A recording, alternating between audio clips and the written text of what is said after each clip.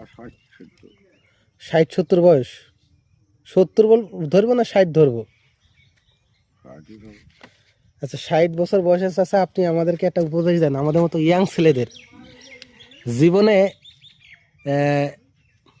বিয়ের মানে সংসারের জীবনে কি বেশি গুরুত্ব দিলে পরে একটা মেয়ে ভালো থাকবে, আর কি বেশি গুরুত্ব না দিলে একটা ছেলে কষ্টে থাকবে? সংসারে বলতে বাড়ির পরিবারের সব দিক দিয়ে ভালোবাসতে হবে, তাই সংসারে অশান্তি হবে না, কিছু হবে না।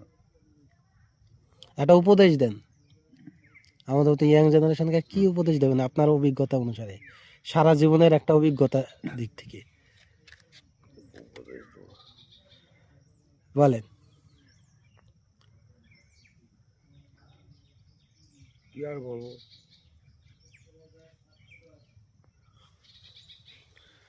একটা অভিজ্ঞতা দেন। আমি বললাম না। আমাদের মতো ইয়াং ছেলেদেরকে আপনি কি একটা মানে উপদেশ দেবেন, আমাদের একটা উপদেশ দেন আপনার জীবনের বাস্তবতা থেকে।